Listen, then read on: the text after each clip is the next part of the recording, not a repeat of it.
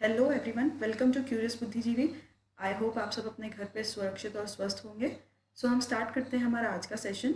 आज के सेशन में हम देखने वाले हैं एक ऐसा topic which is highly overrated for its critical nature. ये एक ऐसा टॉपिक है जो मोस्ट ऑफ द एस्पिरेंट्स को बहुत ही कंफ्यूजिंग और डिफिकल्ट लगता है, which is obviously national income and it's related aspects, GDP, GNP and all these things. पर आज हम स्टेप बाय स्टेप इसको समझने की कोशिश करेंगे in easiest ways to remember it. So let's move forward. So the first thing that we'll pick up is what is GDP, gross domestic product या सकल घरेलू उत्पाद क्या होता है। सी, मैंने इसको 4 छोटे छोटे डिवीजन में डिवाइड किया है ताकि आपको हमेशा याद रहे और आप इसको कभी भूलें ना। तो जीडीपी क्या होता है actually? It is the total value of final goods and services. यहाँ से एक बात निकल के आती है, व्हाट आर फाइनल गुड्स। देखिए, फाइनल गुड्स वो होते हैं which are ready to be consumed, जो अब उपभोक्ता के लिए तैयार होते हैं, उन्हें हम कहते हैं फाइनल गुड्स। उनमें किसी तरीके की और प्रोसेसिंग बाकी नहीं होती। लाइक जो बिस्किट का पैकेट या चिप्स का पैकेट आप मार्केट से खरीदते हैं, it is a final good. उसकी सारी प्रोसेसिंग हो चुकी है, उसकी पैकेजिंग हो चुकी है, उस पर प्रिंट हो चुका है, उसके अंदर चिप्स भरे जा चुके हैं, एवरीथिंग हैज़ बीन डन। अब कुछ भी नहीं करना है, बस आपको उसके लिए पैसे पे करने हैं और उसके बाद मज़ेदार चिप्स के मज़े उठाने हैं। ठीक है, तो these are called final goods which are complete in itself. उनके आगे किसी और प्रोसेसिंग की ज़रूरत नहीं है। फिर इसमें बोला गया है टोटल वैल्यू। ठीक है, अंतिम वस्तुओं और सेवाओं का जो कुल मूल्य है, जितने भी आपके देश में फाइनल गुड्स और सर्विसेज, इट इंक्लूड्स बोथ, एक साल में प्रोड्यूस हुए हैं, उनका जो टोटल वैल्यू है। ठीक है, so first point, I hope this is clear to you. Next we'll move forward is produced by residents और नॉन रेसिडेंट्स। देखिए, चाहे आपके देश में रह रहे भारतवासियों ने या अन्य देश के वासियों ने उस चीज़ को प्रोड्यूस किया हो, उस चीज़ को उत्पादित किया हो, उन दोनों ही चीज़ों को इंक्लूड किया जाएगा। ऐसा नहीं है कि भारत की जीडीपी है तो केवल भारतीयों द्वारा या इंडियंस द्वारा प्रोड्यूस की गई चीज़ों को हम कंसिडर करेंगे। Then within a domestic boundary. देखिए, डोमेस्टिक बाउंड्री का मतलब ये होता है जो भी आपके देश की एक डिफाइंड लिमिट है। जैसे मान लीजिए ये कंट्री है ए ही क्यों मानना, हम इसे मान लेते हैं कि दिस इज इंडिया। ऐसा है तो नहीं, but please consider it. So this is India. तो इंडिया की ये जो बाउंड्री है, इसको हम कहते हैं कि इंडिया की डोमेस्टिक बाउंड्री है, यानी इसके अंदर इंडिया का ही पूरा राज। India as a sovereign country, आप सब पॉलिटी में पढ़ते ही हैं, तो वहीं पर यहाँ से पॉइंट क्लियर होता है कि इसके आगे किसी और की नहीं चलती। इस टेरिटरी के अंदर इंडिया का मालिक इंडिया खुद है। वहीं पे आप देखिए सर्कल को अगर हम मान लें जापान, तो क्या ये इंडिया की टेरिटरी है? बिल्कुल नहीं, obviously this is Japanese territory. तो अगर ये इंडिया है तो ये इंडिया की टेरिटरी है। तो जो 3 बातें हमने अभी तक देखी वो है total value of final goods and services, अंतिम वस्तुओं और सेवाओं का कुल मूल्य, प्रोड्यूस बाय रेसिडेंट्स या non residents with in a domestic boundary, एक घरेलू सीमा के भीतर, इन अ फाइनेंशियल ईयर, एक वित्तीय वर्ष में। यूजुअली 1 वर्ष का हम पीरियड लेते हैं, एंड वो भी 1 वर्ष कौन सा होता है? Financial year. फाइनेंशियल ईयर क्या होता है? जिस ईयर पे गवर्नमेंट आपकी सारी प्रोसीडिंग्स को कैलकुलेट करती है, which is 1 April to 31 March in Indian context. ठीक है, तो आई होप अब आप जीडीपी को कभी नहीं भूलेंगे, सिर्फ इन 4 पॉइंट्स को याद रखिए। It is the value of final goods. Final goods हम समझ चुके हैं, of goods and services both, वस्तुओं और सेवाओं दोनों को। अब चाहे वो वस्तुएं सेवाएं रेसिडेंट यानी निवासियों या गैर निवासियों किसी ने भी उत्पादित किए हों, उससे हमें कोई लेना देना नहीं है। अगर हम जीडीपी की बात करें तो हम दोनों को इंक्लूड करेंगे with in a domestic boundary. हाँ, वो चीज़ होनी हमारी बाउंड्री के अंदर चाहिए। ऐसा नहीं कि प्रोडक्शन हो रहा है जापान में और हम ऐड कर रहे हैं इंडियन बाउंड्री में, ऐसा नहीं। When it comes to GDP, तो ये चीज़ हमारी घरेलू सीमा में होनी चाहिए इन अ फाइनेंशियल ईयर। ठीक है, एक वित्तीय वर्ष में, इन अ फाइनेंशियल ईयर, ये सारी चीज़ें हुई होनी चाहिए। आई होप जीडीपी आपको यहाँ तक क्लियर होगा। Let's move forward. अब यहाँ से 2 बातें निकल के आती हैं, आपने शायद सुना भी होगा कई बार, रियल जीडीपी या नॉमिनल जीडीपी। रियल जीडीपी को हम हिंदी में कहते हैं स्थिर जीडीपी, और नॉमिनल जीडीपी को हम हिंदी में कहते हैं चालू कीमतों पर जीडीपी। ठीक है, तो देखिए होता क्या है, रियल जीडीपी जब आप कैलकुलेट करते हैं या स्थिर कीमतों पर आप जब जीडीपी कैलकुलेट करते हैं, तो आप जिन भी चीज़ों की प्राइसेस ले रहे हैं, आप ये मानते हैं कि उनकी प्राइसेस आधार वर्ष के हिसाब से लिया जाएगा। और नॉमिनल जीडीपी में या चालू कीमतों पर जीडीपी में क्या होता है, वो करंट ईयर प्राइसेस को कंसिडर करता है, यानी वर्तमान वर्ष की कीमत। अब मैं आपको थोड़ा और इजी तरीके से समझाती हूँ। जैसा कि हमने पिछले एग्जाम्पल में लिया था, ये कोई भी XYZ कंट्री है या इंडिया है, जैसा भी आप समझना चाहें। मान लेते हैं इंडिया में केवल 10 चीज़ें ही प्रोड्यूस होती हैं, ओनली 10 थिंग्स आर प्रोड्यूस। कोई भी 10 चीज़ें जो आपकी मनपसंद हो, आप उन्हें पिक कर लीजिए। ठीक है, तो अब ये 10 चीज़ें पहले भी प्रोडक्शन उनका हो रहा था 2011 में भी, और इनका प्रोडक्शन अब भी हो रहा है when it's 2020, the corona effect वाली सेंचुरी में।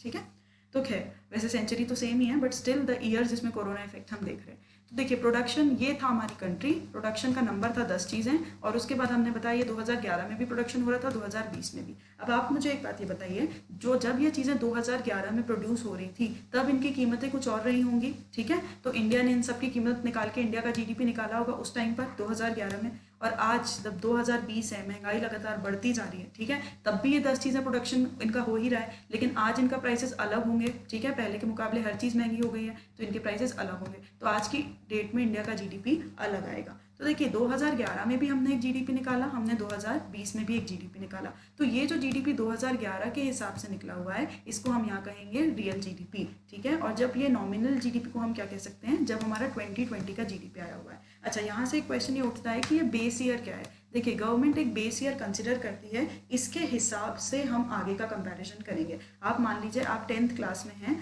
और आपके 50% आते हैं, ठीक है, या 50% आए हुए हैं, और अब आप 12th में प्रमोट हो गए हैं, आपका 12th का रिजल्ट आने वाला है, इस बार तो बोझ हो नहीं पाए कंप्लीट, लेकिन फिर भी तो अगर आपका 12th का रिजल्ट आने वाला है और अब आपके 70% आते हैं, ठीक है, तो आप ऐसा कह सकते हैं कि मेरे 10th क्लास के हिसाब से 20% ज़्यादा है। आप ऐसा कब बता सकते हो कि 20% ज़्यादा है, क्योंकि आपके पास एक बेस था 10th क्लास के परसेंटेज जिसके हिसाब से आपने कंपेयर किया है। सेम यही चीज़ चलती है जीडीपी के हिसाब से। हम कैसे बताएंगे कि हमारी जीडीपी में क्या चेंजेस आ रहे हैं जब तक हमारे पास एक बेस ना हो कंपेयर करने के लिए। तो वही बेस किस हिसाब से कैलकुलेट किया जाता है, एक बेस ईयर डिसाइड करके, कि हम एक बेस ईयर डिसाइड करेंगे, उसकी कीमतों के हिसाब से जीडीपी को कैलकुलेट करेंगे। और ये तो हो ही चुका है ऑब्वियसली, 2011 क्योंकि जा चुका है। और अब जो हमारे अपकमिंग ईयर्स हैं, 2019 था, 20 था, आगे आने वाला 2021 है, इन सब के जीडीपी कैलकुलेट करेंगे और फिर 2011 जिसको हमने बेस रखा हुआ है उसके हिसाब से हम बताएंगे कि हमारी अब यानी कि करंट जीडीपी में क्या चेंजेस आ रहे हैं, कितने परसेंट बढ़ रही है, कितने परसेंट घट रही है, इस तरीके की चीज़ें। तो I hope this is very much clear to you. ये बेस ईयर जो होता है ये रिवाइज होता रहता है, पहले 2004-5 हुआ करता था, अब बहुत सारी चीज़ों के लिए 2011-12 है, और लेट्स लुक फॉरवर्ड, आगे ये भी चेंज हो सकता है। तो आई होप आपको रियल और नॉमिनल जीडीपी का फर्क क्लियर होगा। रियल जीडीपी तब होती है जब आप बेस ईयर की जो भी आधार वर्ष जो भी आपने सिलेक्ट किया होगा उसकी कीमतों के हिसाब से जीडीपी निकालते हैं। और नॉमिनल जीडीपी क्या है, आज की कीमतों यानी वर्तमान या करंट ईयर में जो कीमतें चल रही हैं उसके हिसाब से जब आप जीडीपी निकालते हैं तो ये आपका नॉमिनल जीडीपी कहलाता है। और ये हमको हेल्प क्यों करता है, ताकि हम कंपेयर कर सकें कि पहले क्या स्थिति थी और अब क्या स्थिति है। हिंदी में ये और भी क्लियर है। रियल जीडीपी को जब आप कहते हैं स्थिर कीमतों पर जीडीपी, तो आप जानते हैं स्थिर कीमतें कब हो सकती हैं, कोई भी चीज़ स्टेबल कब हो सकती है, जब वो हो चुकी है, उसमें कोई नया चेंज ना आ रहा हो, जैसा कि 2011 जा चुका है, इसमें कोई नया चेंज नहीं आ रहा। और नॉमिनल जीडीपी जिसको हम हिंदी में कहते हैं वर्तमान या चालू कीमतों पर जीडीपी, तो ये तो चालू कीमतें तो हर दिन बदल रही हैं, हर साल बदल रही हैं, तो ये कंसिडर करता है आपके करंट ईयर को, वर्तमान वर्ष को। Okay, so let's move forward. GDP deflator क्या होता है, इसको हम हिंदी में जीडीपी संदर्भ कहते हैं। ये क्या होता है, देखिए GDP deflator is used to measure the average level of prices, कीमतों के औसत स्तर को मापने के लिए। अब देखिए कीमत के औसत स्तर को, कोई एक चीज़ अगर मैं कंसिडर करूँ, एक बिस्किट का पैकेट, ठीक है, let me draw it first, एक बिस्किट का पैकेट, लग तो चॉकलेट रहा है but you consider it a biscuit का पैकेट। ओके, तो देखिए बिस्किट का पैकेट मैं मान लेती हूँ 2010 में आता था 20 रुपये का, ठीक है, और अब ये आता है 2020 में 40 रुपये का, फॉर एग्जाम्पल कोई भी अच्छा सा बिस्किट यू कैन पिक, अब ये आता है 40 रुपये का। तो देखिए अब आपको अगर ये बताना है कि इस बिस्किट के या इस चॉकलेट के जो भी आपने कंसिडर किया हुआ है कि प्राइस लेवल में कितना चेंज हुआ है परसेंटेज वाइज, तो आप इसको कैसे कैलकुलेट कर सकते हैं, ऑब्वियसली जो आपके करंट ईयर प्राइसेस हैं उनको रख के, फिर बेस ईयर प्राइसेस को रख के, और आप इसे मल्टीप्लाई कर देंगे। सेम जीडीपी में क्या चेंजेस आए हैं ये देखने के लिए गवर्नमेंट जीडीपी डिफ्लेटर का यूज़ करती है। और ये कर क्यों रहे हैं हम, एक्चुअली देखने के लिए कि प्राइसेस में क्या चेंजेस आ रहे हैं, ठीक है। और जो प्राइसेस में चेंजेस आते हैं उनको हम क्या कहते हैं, इन्फ्लेशन या मुद्रास्फीति आपकी, जिसको हम महंगाई भी कहते हैं सबसे आसान टर्म्स में अगर मैं इसे कहूँ तो जीडीपी डिफ्लेटर को आपका जो फॉर्मूला है उसको आप ध्यान रखिए, nominal GDP upon real GDP into 100। इससे ये पता चलेगा कि आपकी जीडीपी में एक्चुअल चेंजेस क्या आ रहे हैं। और जीडीपी है क्या, हमने फर्स्ट स्लाइड में पढ़ा हुआ है, जीडीपी है क्या, सारी जो हमारी फाइनल गुड्स और सर्विसेज थी उनकी जो टोटल वैल्यू है, वो चाहे रेसिडेंट्स ने प्रोड्यूस किया, नॉन रेसिडेंट्स ने, हमारी बाउंड्री के अंदर एक साल में, ठीक है। तो हम इससे ये बता सकते हैं कि हमारा जो एवरेज प्राइस लेवल है उनमें कैसे चेंज आ रहा है, चीज़ें बहुत ज़्यादा महंगी हो रही हैं क्या, चीज़ें कम महंगी हो रही हैं, या स्टेबल तरीके से चीज़ें आगे बढ़ रही हैं, ये सारी चीज़ें। आई होप ये भी आपको क्लियर होगा। So moving forward, then comes the concept of net domestic product, जिसको हम कहते हैं एनडीपी या शुद्ध घरेलू उत्पाद, जिसे हम हिंदी में कहते हैं। देखिए कभी भी जब भी अभी हम लोगों ने इसके पहले सारी चीज़ें पढ़ी हैं किससे रिलेटेड, जीडीपी से। जीडीपी का फुल फॉर्म क्या था, ग्रॉस डोमेस्टिक प्रोडक्ट, और यहाँ आपके एनडीपी का फुल फॉर्म क्या है, नेट डोमेस्टिक प्रोडक्ट, ठीक है। तो देखिए डोमेस्टिक प्रोडक्ट तो दोनों में सेम है, फर्क किस चीज़ का है, केवल ग्रॉस वर्ड और नेट वर्ड का। ग्रॉस को हम हिंदी में कहते हैं सकल, नेट वर्ड को हम हिंदी में कहते हैं शुद्ध।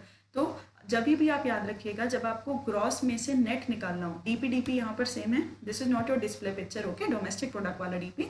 तो ग्रॉस को जब मुझे नेट में कन्वर्ट करना होता है तो बहुत सिंपल सी चीज़ आप याद रखिए, हमेशा मुझे ग्रॉस में से क्या माइनस करना होगा, डेप्रीसिएशन। जब भी आप कोई भी चीज़ जिसके आगे ग्रॉस लगा हुआ है उसमें से अगर आप डेप्रीसिएशन माइनस करते हैं तो आपको नेट मिल जाएगा उस चीज़ का। I hope this is clear to you. तो एनडीपी का यानी नेट डोमेस्टिक प्रोडक्ट, शुद्ध घरेलू उत्पाद का फॉर्मूला क्या हो जाता है, जीडीपी माइनस डेप्रीसिएशन, जिसको हम हिंदी में कहते हैं मूल्यह्रास। ठीक है, तो अब ये डेप्रीसिएशन होता क्या है, मूल्यह्रास होता क्या है, देखिए हम इस एग्जाम्पल से पिक करते हैं। आज की डेट में अगर मैंने एक कार खरीदी 10, और मान लेते हैं ये कार 10,000 रुपये की आई है, पॉसिबल तो नहीं है पर फिर भी आप कंसिडर कर लीजिए, economics is all about being practical and unpractical both at the same time.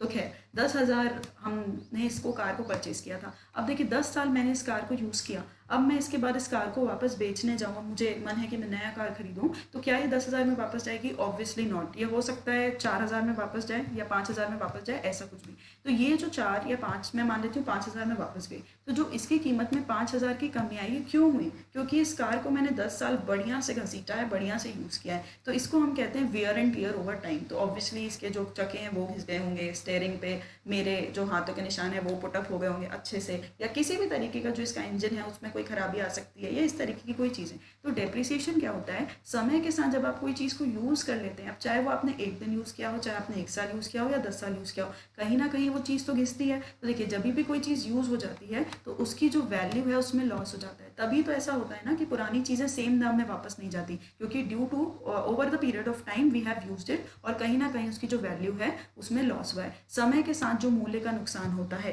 क्योंकि हम चीज़ को लगातार यूज़ कर रहे हैं, इसको हम कहते हैं डेप्रिसिएशन। तो ये आपको क्लियर है what is depreciation and what is net domestic product, शुद्ध घरेलू उत्पाद। जब आप जीडीपी में से सिर्फ डेप्रिसिएशन को माइनस कर दीजिए तो आपको नेट मिल जाएगा, सकल में से आप मूल्यह्रास को माइनस कर दीजिए तो आपको शुद्ध मिल जाएगा। तो I hope this is clear to you, okay. Then comes the concept of gross national product, सकल राष्ट्रीय उत्पाद। देखिए अभी तक हमने जो पढ़ा है वो है आपका सकल घरेलू उत्पाद, ठीक है, जीडीपी हमने अभी तक पढ़ा, उसके बाद हमने एनडीपी भी पढ़ लिया, रिवाइज करते चलिए। जीडीपी में से हमने एनडीपी कैसे निकाला था, बस उसमें से माइनस डेप्रिसिएशन या मूल्यह्रास को करके, और हमको मिल गया था हमारा एनडीपी, ठीक है। अब यहाँ पे ये बात कर रहा है ग्रॉस नेशनल प्रोडक्ट की, यहाँ पे ध्यान देने लायक वर्ड है आपका नेशनल या राष्ट्रीय, ओके। तो ये है क्या, देखिए GNP refers to total value of goods and services produced by national of a country during a financial year. GNP एक वित्तीय वर्ष के दौरान किसी देश के नागरिकों द्वारा उत्पादित वस्तुओं और सेवाओं के कुल मूल्य को संदर्भित करता है, ठीक है। जीएनपी है क्या, यहाँ पर आपको फर्क पड़ता है केवल आपके राष्ट्र के लोगों से, नेशनल से, ठीक है। तो जीएनपी क्या करता है, एक साल में, सेम जीडीपी जैसे, एक साल में total value of goods and services, वस्तुओं और सेवाओं का जो कुल मूल्य है कमाया गया, फाइनेंशियल ईयर हम पढ़ चुके हैं, लेकिन किसके द्वारा, केवल नेशनल्स द्वारा, ठीक है, केवल हमारे खुद के देश के नागरिकों द्वारा। जीडीपी में क्या था, चाहे वो हमारा नागरिक कमा रहा हो, चाहे वो गैर नागरिक, रेसिडेंट हो या नॉन रेसिडेंट हो, हमें कोई फर्क नहीं पड़ता, लेकिन जीएनपी में हमें सिर्फ देखना है कि हमारे नागरिक जो हैं, इंडियंस जो हैं, अगर हम इंडिया की बात करें, वो क्या कमा रहे हैं। तो देखिए दो बातें इसमें आप ध्यान रखिए, कुछ इंडियंस ऐसे हैं जो, कोई भी कंट्री का एग्जाम्पल हम लेते हैं, यूएस का हम एग्जाम्पल ले लेते हैं यहाँ पर। देखिए कुछ इंडियंस ऐसे हैं जो यूएस में जाकर कमा रहे हैं, ठीक है, उनको मैं नाम दे देती हूँ एक्स, और कुछ यूएस के लोग ऐसे हैं जो इंडिया में कमा रहे हैं, ठीक है, इनको मैं नाम दे देती हूँ एम। अब आप देखिए जब जीएनपी निकालना है तो मुझे क्या करना होगा, जीएनपी का हम फॉर्मूला लिख सकते हैं जीडीपी। जीडीपी में देखिए दोनों चीज़ें इंक्लूडेड हैं, वो भारतीय जो भारत में रह रहे हैं जिनको मैं नाम दे देती हूँ ए, ठीक है, प्लस वो लोग जो बाहर की कंट्रीज से आए हुए हैं और हमारे यहाँ कमा रहे हैं जिनको हमने नाम दिया हुआ था एम, ठीक है, ये दोनों चीज़ें इसमें इंक्लूडेड है। प्लस हमने देखा कुछ भारतीय ऐसे भी हैं जो बाहर कमा रहे हैं, क्लियर है ये बात, जिनको हमने नाम दिया हुआ था एक्स। तो आप देखिए यहाँ पर मुझे सिर्फ अपने इंडियंस की बात करनी है, तो मुझे एक्चुअली चाहिए क्या, ए चाहिए, यानी कि जो इंडियंस इंडिया में रह रहे हैं और कमा रहे हैं, और मुझे एक्स चाहिए जो इंडियंस बाहर के किसी भी एबीसी कंट्री में रह रहे हैं और कमा रहे हैं, लेकिन पैसे को वापस लेकर आएंगे या एटलीस्ट कमा तो रहे हैं, इनका नाम है एक्स। यहाँ पे एम एक्स्ट्रा हो गया क्योंकि जीडीपी में दोनों चीज़ें इंक्लूडेड थी, रेसिडेंट भी और नॉन रेसिडेंट थी, और एम थे कौन, वो सारे लोग जो दूसरे देशों के हैं लेकिन हमारे इंडिया में रहकर कमा रहे हैं, तो हमें इसमें से एम को माइनस कर देना होगा। तो एक्चुअली हमारा जो रिजल्ट है वो आ जाएगा ए प्लस एक्स वाला, यहाँ पे एम एडेड था इसलिए मैंने एम को माइनस कर दिया, तो ये तो बराबर हो गया, एक तरफ से प्लस कर दिया दूसरी तरफ से माइनस कर दिया। तो अब जो मेरे पास रिजल्ट निकल के आया है ये है मेरे जो इंडियंस इंडिया में रह के कमा रहे हैं, और एक्स वो लोग हैं, वो सारे लोग जो फॉरेन में रह रहे हैं किसी भी कंट्री में, और लेकिन हैं भारतीय और कमा रहे हैं, ठीक है, आई होप ये सब आपको क्लियर होगा। तो हम वापस इस चीज़ पर आते हैं। तो जीएनपी का फॉर्मूला, ग्रॉस नेशनल प्रोडक्ट, सकल राष्ट्रीय उत्पाद का फॉर्मूला यहाँ से निकल के आता है GDP plus X minus M. ठीक है, एक्स कौन लोग हैं? वो सारे इंडिया के लोग जो इंडियंस हैं लेकिन कहीं और रहकर कमा रहे हैं, और एम कौन है? वो सारे फॉरेनर्स जो इंडिया में रह रहे हैं लेकिन कमा यहाँ रहे हैं पर एक्चुअली वो हैं फॉरेनर्स हमारे लिए। तो जीएनपी में, जीडीपी में से जब आप एक्स को प्लस करते हैं, यानी जो हमारे इंडियंस कमा के ला रहे हैं, देखिए इसमें इंडियंस जो ऑलरेडी इंडिया में रह रहे हैं ये ऑलरेडी इंक्लूडेड है। इसके साथ साथ इंक्लूडेड क्या है? फॉरेनर्स यानी नॉन रेसिडेंट्स या गैर निवासी जो इंडिया में रह के कमा रहे हैं, हमने उनको यहाँ पर माइनस कर दिया, और जो हमारे भारतीय भाई बहन बाहर रहकर कमा रहे हैं इनको हमने ऐड कर दिया। तो यहाँ पे हमको मिल जाता है ग्रॉस नेशनल प्रोडक्ट, यानी एक साल में केवल हमारे नेशन के लोग, हमारे भारतीय कितना कमा रहे हैं, चाहे वो इंडिया के अंदर कमा रहे हो चाहे वो इंडिया के बाहर कमा रहे हो। इसी एक्स और एम को हम net factor income from abroad भी कहते हैं। ठीक है, विदेशों से आई हुई शुद्ध आय इसको कहा जाता है, क्योंकि देखिए हमारे पास आया और इसमें से हमने माइनस कर दिया उसको जो हमारे पास से जाना है, तो हमारे पास कुल हिसाब बचा है, एवरेज एक हिसाब बचा हुआ है, इसलिए हम इसको कह रहे हैं net factor income from abroad. ठीक है,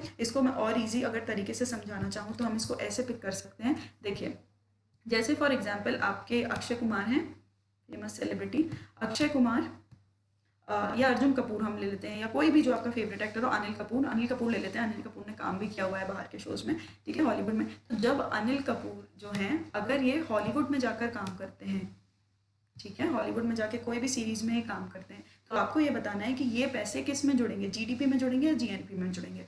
ऑब्वियसली आप याद रखिएगा ये पैसे जुड़ेंगे जीएनपी के, क्योंकि अनिल कपूर ने ये काम किया था हॉलीवुड में जाके, यूएस में जाके या किसी और कंट्री में जाके, not in the boundary of India, Bharat की जो घरेलू सीमा है उसके अंदर नहीं।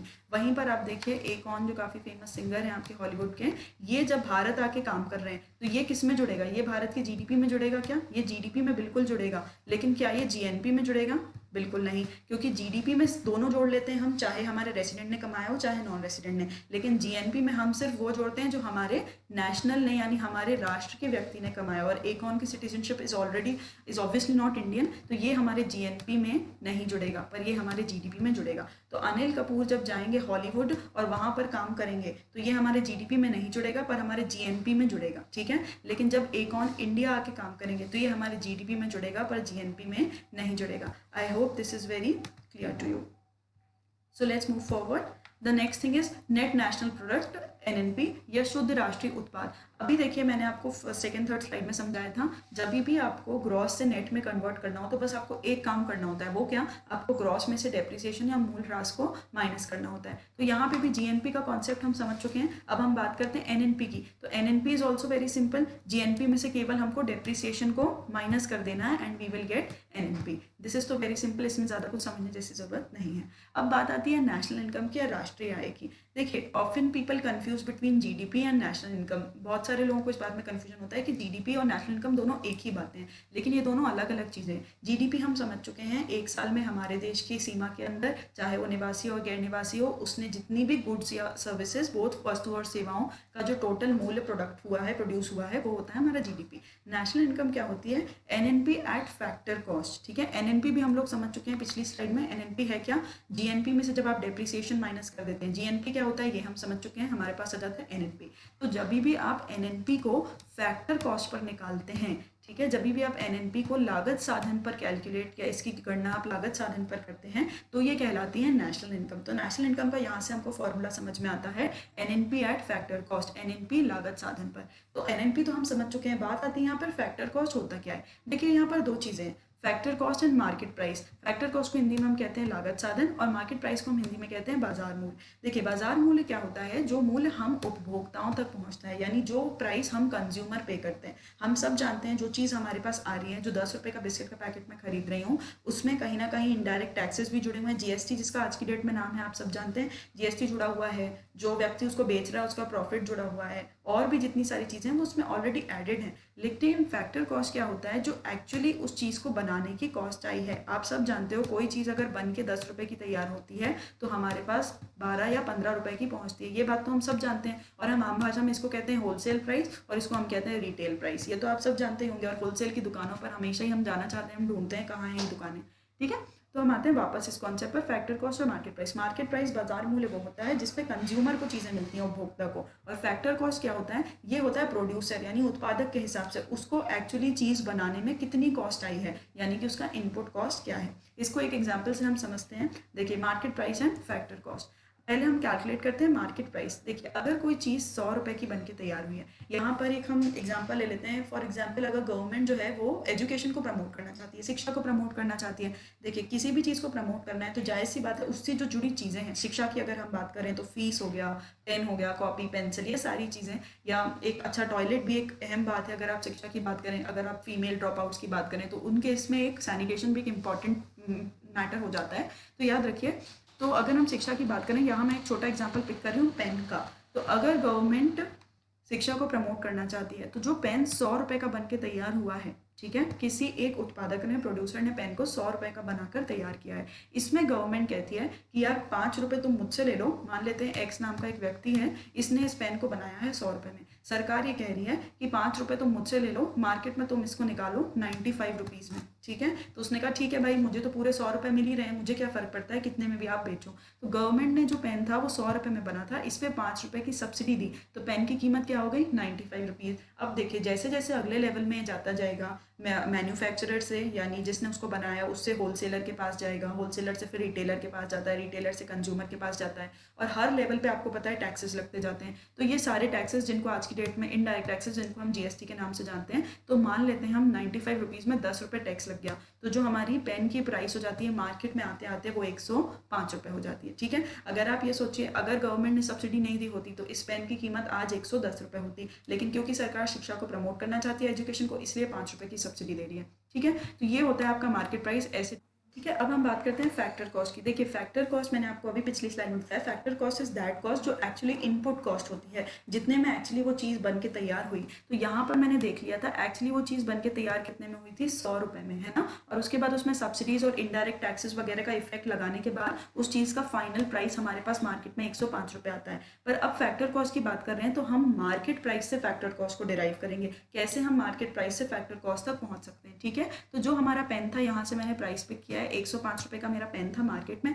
सब्सिडी मुझे गवर्नमेंट ने 5 रुपये अपनी जेब से दिए थे, तब मैंने इसको यहाँ डिडक्ट किया था, अब मैं इसको ऐड कर रही हूँ, तो पेन हो गया 110 रुपये का मेरे हिसाब से। एक प्रोड्यूसर के हिसाब से सोचिएगा जब आप फैक्टर कॉस्ट की बात करते हैं, और जब हम मार्केट प्राइस की बात करते हैं तो आपको एक कंज्यूमर उपभोक्ता के हिसाब से सोचना है। 110 रुपये हो गया। अब देखिए इनडायरेक्ट टैक्सेस जो मैंने पहले भरे थे, अभी तो मैं चीज़ सिर्फ बना रही हूँ ना, अभी तो उसमें नहीं कोई टैक्स भरूंगी, ठीक है। और यहाँ तो गवर्नमेंट ने मुझे 5 रुपये फ्री के दे दिए थे, इसलिए मैंने इसको ऐड कर दिया था। तो देखिए यहाँ पे मैंने इनडायरेक्ट टैक्सेस को माइनस किया तो मेरा रिजल्ट आ गया 100 रुपये। याद रखिए यही 100 रुपये था जिसपे पेन बन के तैयार हुआ था। तो ये हम आ गए अपने फैक्टर कॉस्ट पे, कैसे, मार्केट प्राइस से डिराइव होते हुए। तो जो फैक्टर कॉस्ट होता है ये इनडायरेक्ट टैक्सेस यानी अप्रत्यक्ष कर, जिनको आप बहुत सिंपल भाषा में आज की डेट में जीएसटी के नाम से जान ही रहे हैं आप सब, जीएसटी और सब्सिडीज जितने भी अनुदान हैं इनका जो इफेक्ट होता है इसको कैलकुलेट करता है, उसके बाद ये निकलता है फैक्टर कॉस्ट। इससे मुझे क्या पता चलता है, एक्चुअल जो मेरी कॉस्ट आई उस चीज़ को बनाने में, और मार्केट प्राइस यानी मार्केट तक चीज़ पहुँचते पहुँचते कई सारी चीज़ इसमें ऐड हो जाती हैं, कई सारे टैक्सेस इसमें ऐड हो जाते हैं।